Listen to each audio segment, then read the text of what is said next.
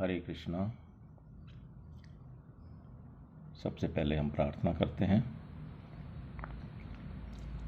नहीं है मेरा ये संसार, ना है ये मेरे लिए, सभी हैं कृष्ण के तभी तो प्यारे हैं वे सदा।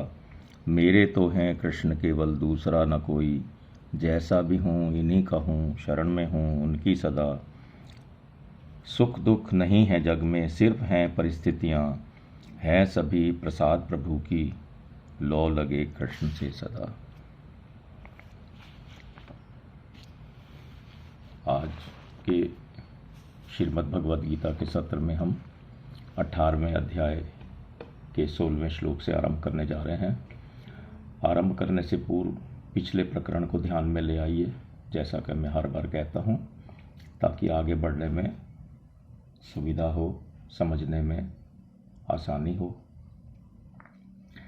भगवान ने सांख्य सिद्धांत बताने के लिए जो उपक्रम किया है, उसमें कर्मों के होने में 5 हेतु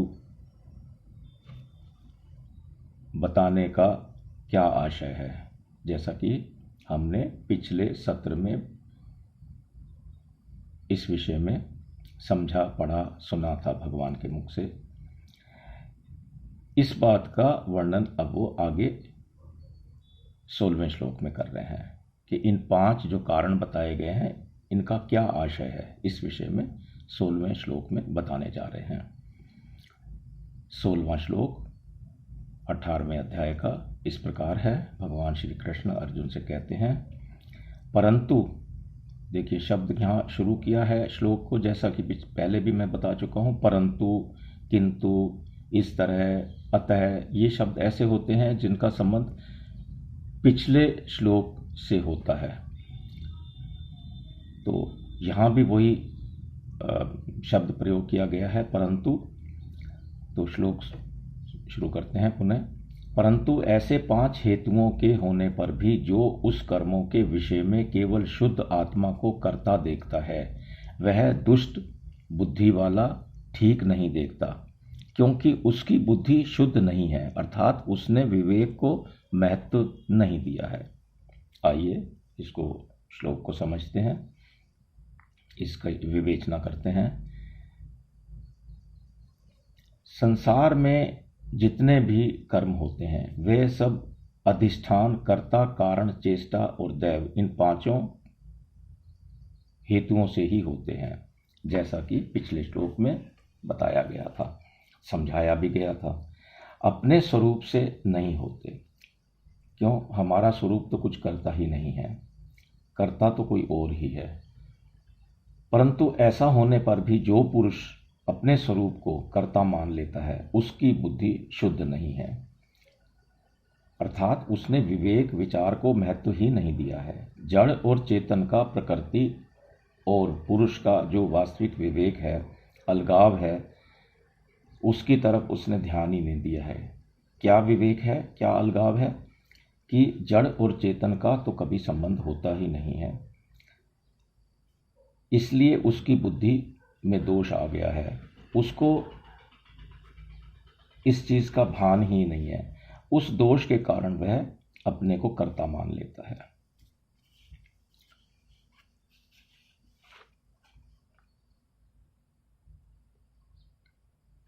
यह जो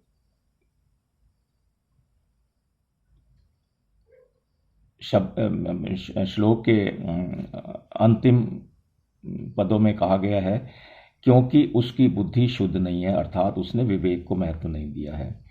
तो यहां पर यह शब्द हेतु के रूप में आया है, कारण के रूप में आया है। और दुर्मति जो कहा है, अर्थात दुर्मति मतलब दुष्ट बुद्धि वाला जो कहा है, दुर्मति शब्द तो संस्कृत के श्लोक में प्रयोग किया है, उसका यहाँ पर जो मतलब है, दुष्ट बुद्धि वाला, ठीक नहीं देखता। शब्दों से कर्ता के विशेषण के रूप में इसे कहा गया है, अर्थात कर्ता के दुर्मति होने में, अर्थात दुष्ट बुद्धि होने में अकृत बुद्धि ही कारण है। अकृत यानी कि कृत का उल्टा, ना करना। तात्पर्य यह है कि बुद्धि को शुद्ध ना करने से, अर्थात बुद्धि में विवेक जागृत ना करने से ही यह दुर्मति है, ऐसी दुष्ट बुद्धि है। अगर वह विवेक को जागृत करता तो यह दुर्मति अथवा दुष्ट बुद्धि वाला नहीं कहलाता। केवल शुद्ध आत्मा कुछ नहीं करता, जैसा कि हम 13वें अध्याय के 31वें श्लोक में पढ़ चुके हैं।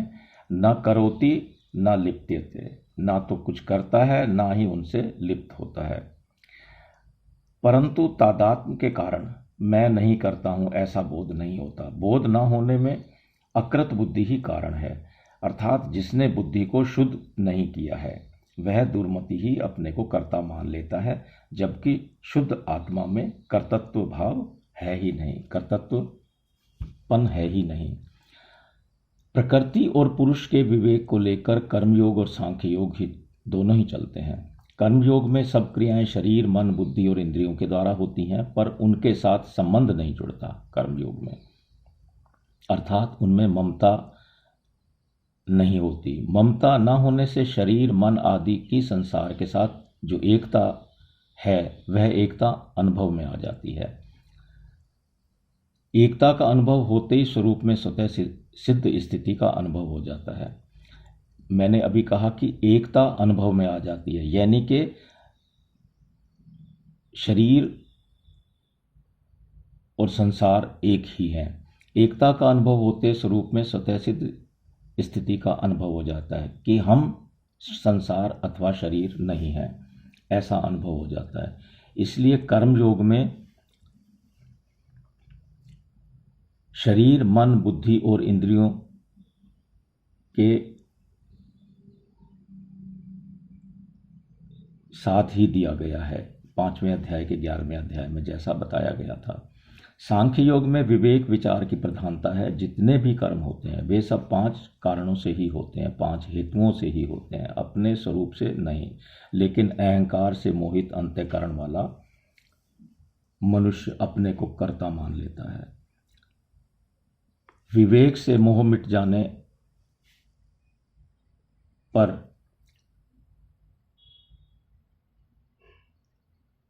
मोह मिटने से वह अपने को कर्ता कैसे मान सकता है, अर्थात विवेक से अगर ये मोह मिट गया तो फिर वो अपने को कर्ता नहीं मान सकता, उसे अपने शुद्ध स्वरूप का अनुभव हो जाता है। इसलिए सांख्य योग में केवलम जो शब्द दिया गया है स्वरूप के साथ दिया गया है, केवलम आत्मनाम। अब इसमें एक विशेष ध्यान देने की जो बात है कि कर्म योग में केवल शब्द शरीर, मन, इंद्रियों के साथ रहने से शरीर, मन, बुद्धि, इंद्रियां आदि के साथ अहम भी संसार की सेवा में लग जाएगा तथा स्वरूप ज्यों का ज्यों रह जाएगा। और सांख्य योग में स्वरूप के साथ केवल रहने से मैं निर्लिप्त हूँ, मैं निर्लेप हूँ, मैं शुद्ध बुद्ध मुक्त हूँ, मैं शुद्ध बुद्ध मुक्त हूँ, इस प्रकार सूक्ष्म रीति से अहम की गंध रह जाएगी। मैं निर्लेप हूँ, मेरे में कर्तृत्व नहीं है, ऐसी स्थिति बहुत काल तक रहने से यह अहम भी अपने आप गल जाएगा, अर्थात अपने कारण प्रकृति में लीन हो जाएगा। सार रूप से हम इस बात को यूं अगर कहें कि सब कारकों में कर्ता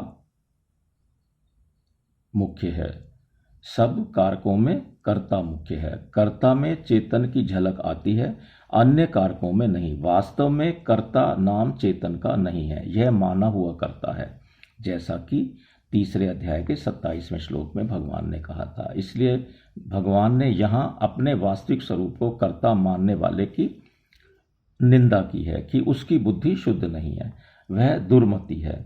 एक मीठी सी झिड़की दी है, भगवान ने अपना प्यार जतलाया है इस झिड़की को देकर, इस निंदा को करके। भगवान हमें शुद्ध करने के लिए ही इस तरह के शब्दों का प्रयोग करते हैं। स्वरूप में कर्तृत्व और भोक्तत्व दोनों ही नहीं है, जैसा कि 13वें अध्याय के 31वें श्लोक में बताया गया है। मूल में ये नहीं है, तभी इनका त्याग होता है। ये तो बाद में हमने पकड़े हुए हैं इनको, और जो मूल में नहीं होते उनको त्याग करने की आवश्यकता नहीं होती। तो ये मूल में नहीं है, इनका त्याग होता है। ये कर्तव्य कर्तृत्व भोक्तृत्व न भगवान के बनाए हुए हैं, न प्रकृति के, बल्कि जीव के ही बनाए हुए हैं। वास्तव में कर्ता कोई नहीं है, न तो चेतन करता है और ना ही जड़ करता है। अगर कर्ता मानना ही पड़े तो वह जड़ में ही माना जाएगा। इसको भगवान ने गीता में कई प्रकार से बताया। जैसे संपूर्ण क्रियाएं प्रकृति के द्वारा ही होती हैं, अर्थात प्रकृति करता है। 13वें अध्याय में 29वें श्लोक में बताया था। संपूर्ण क्रियाएं गुणों के द्वारा होती हैं, गुण ही गुणों में बरत रहे हैं, अर्थात गुण ही करता है। इस बात को 3रे अध्याय के 27वें और 28वें श्लोक में भगवान ने बताया था। इंद्रियां ही इंद्रियों के विषयों में बरत रही हैं, अर्थात इंद्रियां करता हैं। 5वें अध्याय के 9वें श्लोक में इस बात को बताया था।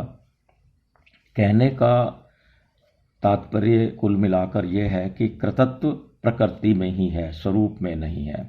इतने सारे उदाहरण देने का यही आशय है। इसलिए अपने चेतन स्वरूप में स्थित तत्वज्ञ महापुरुष मैं कुछ नहीं करता ऐसा अनुभव करता है, जैसा कि 5वें अध्याय के 8वें श्लोक में भगवान ने कहा था।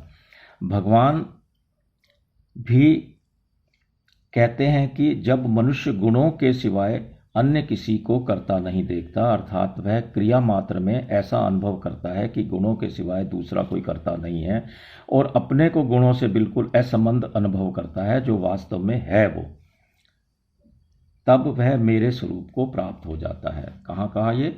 14वें अध्याय के 19वें श्लोक में कहा।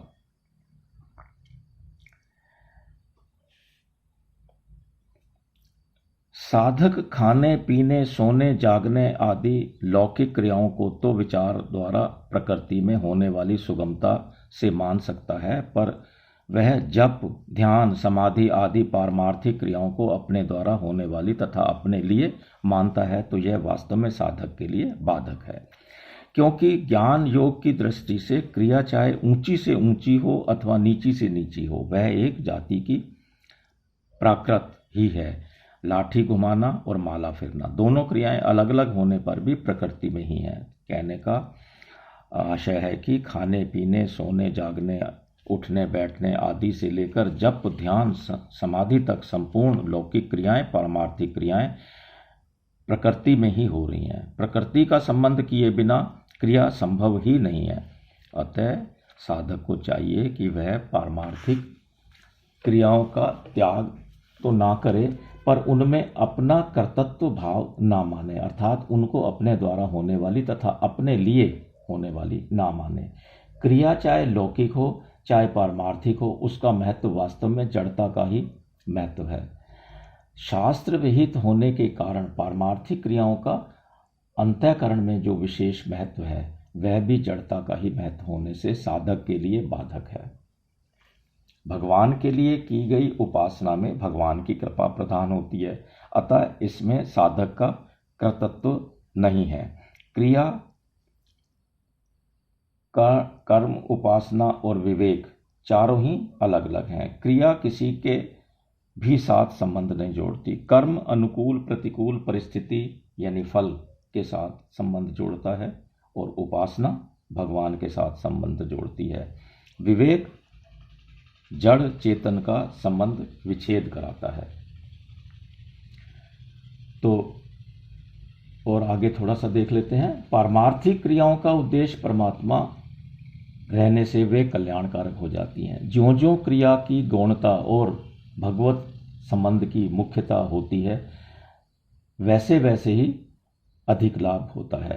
क्रिया की मुख्यता होने पर वर्षों तक साधन करने पर भी लाभ नहीं होता। अगर हम क्रिया की मुख्यता, हम तो इतना जप करते हैं, हम तो इतना पाठ पूजा करते हैं, इतनी साधना करते हैं, तो फिर लाभ वर्षों तक नहीं होता। अतः क्रिया का महत्व ना होकर भगवान में प्रियता होनी चाहिए।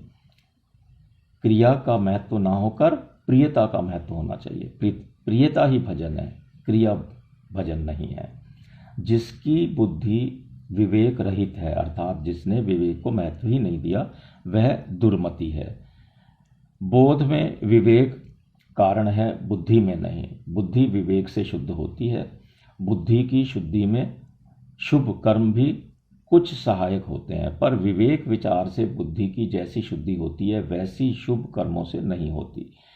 विवेक को महत्व ना देना जितना दोषी है, उतने मल विक्षेप आवरण दोषी नहीं है। विक्षेप का मतलब चंचलता, अस्थिरता, और आवरण का मतलब अविद्या का आवरण, ऐसा हमें समझना चाहिए। विक्षेप आवरण दोषी नहीं है। विवेक अनादि और नित्य है, इसलिए मल विक्षेप आवरण के रहते हुए भी विवेक जागृत हो सकता है। पाप से विवेक नष्ट नहीं होता, बल्कि विवेक जागृत नहीं होता। विवेक को महत्व ना देने के कारण है कि क्रिया और पदार्थ का महत्व। क्रिया और पदार्थ को महत्व देने वाला दुर्मति कहलाता है।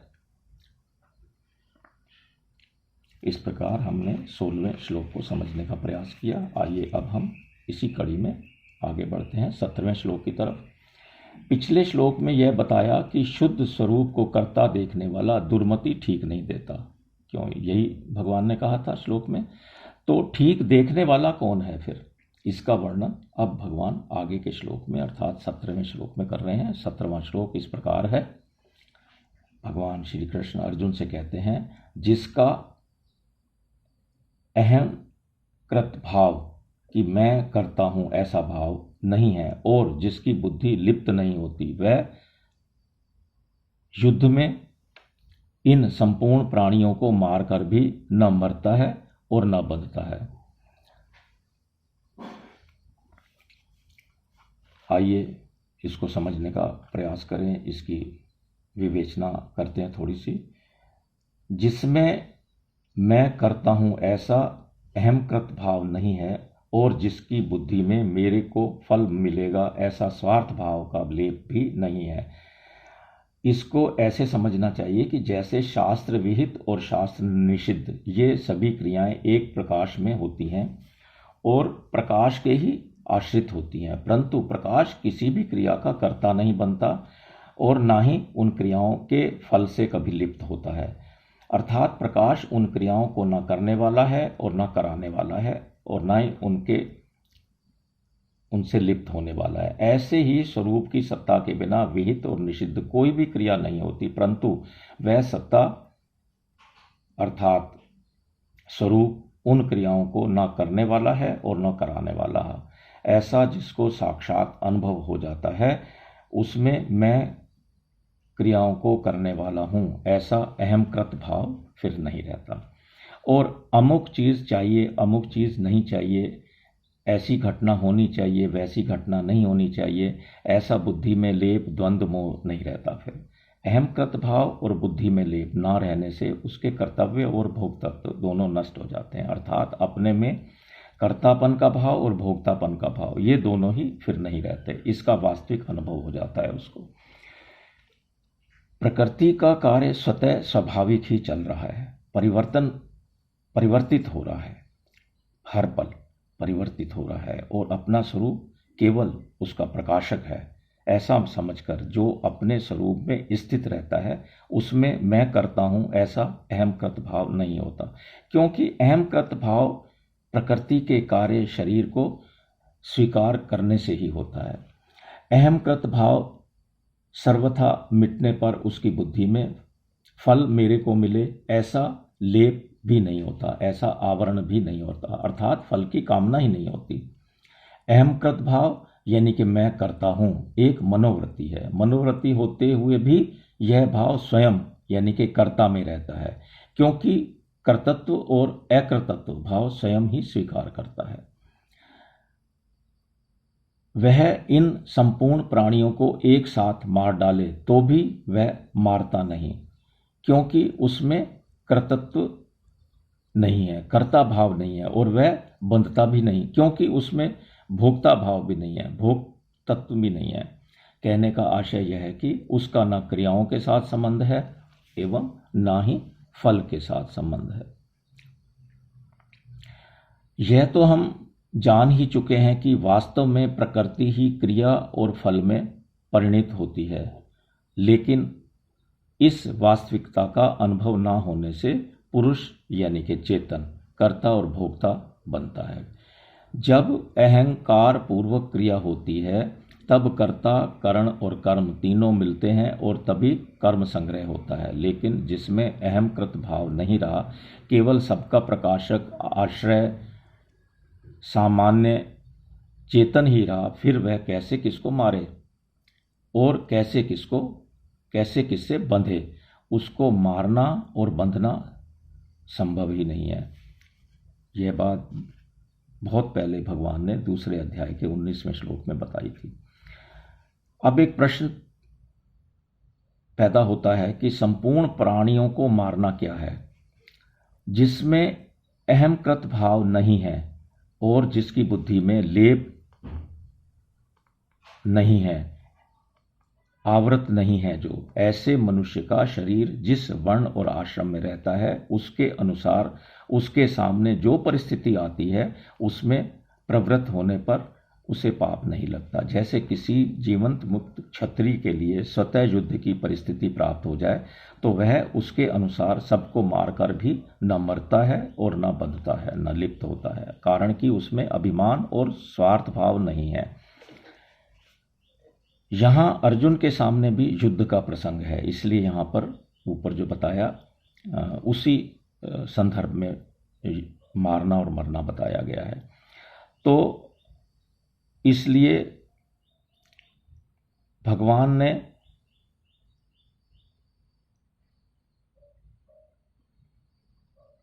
अर्जुन को युद्ध के लिए प्रेरणा की है। कर्मों में अच्छी तरह प्रवृत्त होने पर भी वह कुछ नहीं करता, ऐसा बताया है 6 अध्याय में 31वें श्लोक में। सर्वथा वर्ताव करता हुआ भी वह योगी मेरे में रहता है, 13.31 में बताया है। शरीर में स्थित होने पर भी न करता है न लिप्त होता है। तात्पर्य यह है कि कर्मों में पूरी तरह से प्रवृत्त होने के समय और जिस समय कर्मों में प्रवृत्त नहीं है उस समय भी स्वरूप की निर्विकल्पता ज्यों की त्यों रहती है, अर्थात क्रिया करने से उसका क्रिया ना करने के स्वरूप में कुछ भी अंतर नहीं पड़ता, क्योंकि क्रिया विभाग प्रकृति में है, स्वरूप में नहीं है। अहम भाव ना रहने से परमात्मा के साथ भिन्नता का कोई कारण फिर रह ही नहीं जाता, अर्थात परमात्मा से भिन्नता फिर नहीं होती। केवल नाशवान शरीर के साथ संबंध मानकर जिस अहम भाव को स्वीकार किया है उसी अहम भाव से उसमें कर्तापन और भोक्तापन आया है। अहम 2 प्रकार का होता है, अहम स्फूर्ति और अहम कृति। गाढ़ी निद्रा में अथवा गाढ़ निद्रा से उठते ही सबसे पहले मनुष्य को अपने होनेपन यानी कि सत्ता मात्र का भान होता है, इसको अहम स्फूर्ति कहते हैं। इसके बाद वह अपने में मैं अमुक नाम वर्ण आश्रम आदि का हूँ ऐसा आरोप होता है। यही असत का संबंध है। असत के संबंध से अर्थात शरीर के साथ तादात्म्य मानने से शरीर की क्रिया को लेकर मैं करता हूँ ऐसा भाव उत्पन्न होता है और इसको हम अहम कृति कहते हैं। तो इस प्रकार अहम के 2 भाव अथवा प्रकार बताए, अहम स्फूर्ति और एवं अहम कृति। अहम को लेकर ही अपने में परिच्छिन्नता आती है, इसलिए अहम स्फूर्ति में भी थोड़ा सा परिच्छिन्नता यानी कि व्यक्तित्व रह जाता है, परंतु यह परिच्छिन्नता बंधन कारक नहीं होती। परिच्छिन्नता रहने पर भी, व्यक्तित्व रहने पर भी अहम स्फूर्ति दोषी नहीं है, क्योंकि अहम कृति अर्थात कृतत्व के बिना अपने में गुण दोष आरोप नहीं होता। अहम कृति आने से अपने में गुण दोष का आरोप होता है, जिससे शुभ अशुभ कर्म बनते हैं। बोध होने पर, ज्ञान होने पर फिर यह अहम स्फूर्ति में जो परिच्छिन्नता है वह जल जाती है और स्फूर्ति मात्र रह जाती है। ऐसी स्थिति में मनुष्य न मारता है न बंधता है।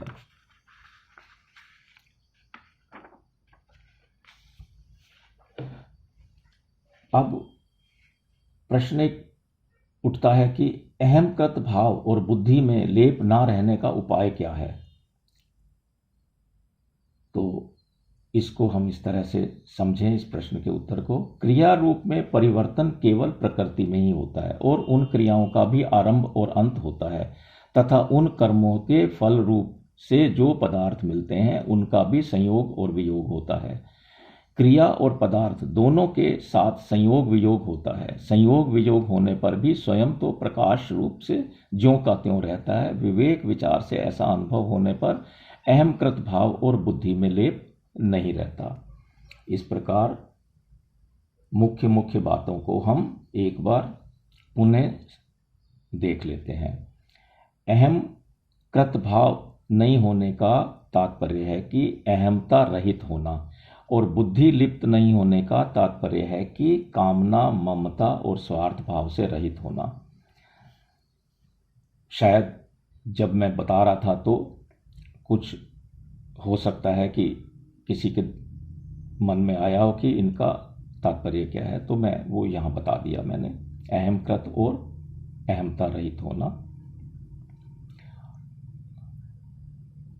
अर्जुन ने कहा था कि इन आतताइयों को मारने से हमारे को पाप लगेगा। कहाँ कहा था?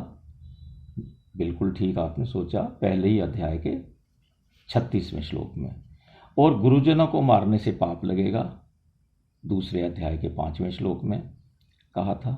अतः यहाँ भगवान कहते हैं कि इनको मारने से पाप लगने की तो बात ही क्या है, संपूर्ण प्राणियों को मारने से भी कोई पाप नहीं लगेगा, क्योंकि पाप लगने में हेतु अहमता और बुद्धि की लिप्तता है। बुद्धि कामना, ममता और स्वार्थ भाव से लिप्त होती है। गंगा जी में अगर कोई डुबकी लगाकर मर जाता है तो गंगा जी को क्या पाप लगता है फिर? अर्थात गंगा जी को पाप नहीं लगता। और कोई उसका जल पीता है, स्नान करता है, खेती करता है, तो उससे गंगा जी को पुण्य भी नहीं लगता।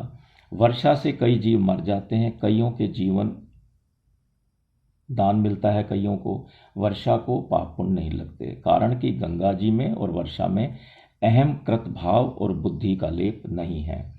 अगर डॉक्टर में कामना, ममता और स्वार्थ बुद्धि ना हो तो ऑपरेशन में अंग काटने पर भी उसको पाप नहीं लगता। अगर उसमें अहमकृत भाव भी ना हो तो फिर पाप लगने की तो बात ही क्या है। ज्ञान योग से अहमकृत भाव का नाश होता है और कर्म योग से बुद्धि की लिप्तता नष्ट होती है। दोनों में से किसी एक का नाश होने पर दूसरा स्वतः नष्ट हो जाता है। अहमकृत भाव के कारण ही जीव में भोग और मोक्ष की इच्छा पैदा होती है। अहमकृत भाव मिटने से भोग इच्छा भी मिट जाती है। भोग इच्छा मिटने पर मोक्ष की इच्छा स्वतः पूरी हो जाती है, क्योंकि मोक्ष स्वतः सिद्ध है।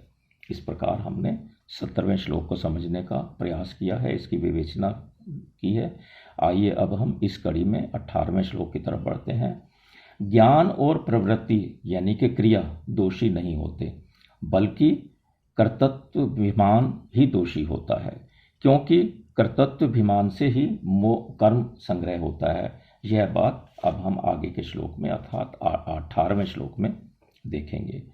18वां श्लोक भगवान श्री कृष्ण अर्जुन से कह रहे हैं, ज्ञान, ज्ञेय और परिज्ञाता यानी कि ज्ञाता, इन तीनों से कर्म प्रेरणा होती है तथा करण, कर्म और कर्ता, इन तीनों से कर्म संग्रह होता है। आइए इसको भी समझते हैं, थोड़ा सा इसकी विवेचना देखते हैं। इसी अध्याय के 14वें श्लोक में भगवान ने कर्मों के बनने में 5 हेतु बताए: अधिष्ठान, कर्ता, करण, चेष्टा और दैव। ध्यान आ गया होगा आप सबको। दैव अर्थात संस्कार। इन पांचों में भी मूल हेतु कर्ता है। इसी मूल हेतु को मिटाने के लिए भगवान ने 16वें श्लोक में कर्तृत्व भाव रखने वाले की बड़ी निंदा और 17वें श्लोक में कर्तृत्व भाव ना रखने वाले की बड़ी प्रशंसा की है। भगवान जहाँ किसी की निंदा भी करते हैं तो वहाँ प्रशंसा भी करते हैं। कर्तृत्व भाव बिल्कुल ना रहे, यह साफ साफ समझने के लिए ही 18वां श्लोक भगवान ने कहा है। किसी भी बात को कभी भी भगवान अधूरा नहीं छोड़ते। अगर किसी के समझ में कोई बात नहीं आई तो इस बात का भगवान को पूरा पूरा ध्यान रहता है। ज्ञान, ज्ञेय और परिज्ञाता, तीन बातें बताई हैं श्लोक में। ज्ञान, ज्ञेय और परिज्ञाता, इन तीनों से कर्म प्रेरणा होती है। ज्ञान को सबसे पहले कहने में यह भाव है कि हरेक मनुष्य की कोई भी प्रवृत्ति होती है तो प्रवृत्ति से पहले उसका भान होता है, ज्ञान होता है। जैसे जल पीने की प्रवृत्ति से पहले प्यास का भान होता है अथवा प्यास का ज्ञान होता है, फिर वह जल से प्यास बुझाता है। जल आदि जिस विषय का ज्ञान होता है वह ज्ञेय कहलाता है, और जिसको ज्ञान होता है वह परिज्ञाता होता है। जिसको इन सब चीज़ों का ज्ञान हुआ उसे परिज्ञाता, परिज्ञाता अर्थात ज्ञाता अथवा जानने वाला। ज्ञान और ज्ञेय और परिज्ञाता तीनों होने से ही कर्म करने की प्रेरणा होती है। यदि इन तीनों में से एक भी नहीं हो तो कर्म करने की प्रेरणा नहीं होगी। परिज्ञाता उसको कहते हैं जो परितः जाता है, अर्थात जो सब तरह की क्रियाओं की स्फुरणा का ज्ञाता है। जो मन में स्फुरणाएं होती हैं वह उनका ज्ञाता है। वह केवल ज्ञाता मात्र है, अर्थात उसे क्रियाओं की स्फुरणा मात्र का ज्ञान होता है। उसमें अपने लिए कुछ चाहने का अथवा उन क्रियाओं को करने का अभिमान बिल्कुल नहीं होता। कोई भी क्रिया करने से वो स्फुरणा एक व्यक्ति विशेष में ही होती है। इसलिए शब्द, स्पर्श, रूप, रस और गंध, इन विषयों को लेकर सुनने वाला, स्पर्श करने वाला, देखने वाला, चखने वाला और सूंघने वाला, इस तरह अनेक कर्ता हो सकते हैं, परंतु उन सबको जानने वाला तो एक ही रहता है। उसे ही यहाँ परिज्ञाता कहा है। जो इन सब बातों को जानता है इसलिए उसे परिज्ञाता कहा है।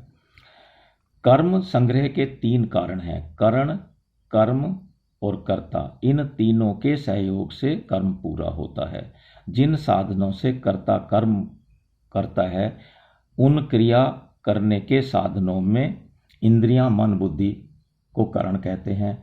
खाना, पीना, उठना, बैठना, चलना फिरना, आना जाना आदि में जो चेष्टाएं की जाती हैं उनको कर्म कहते हैं।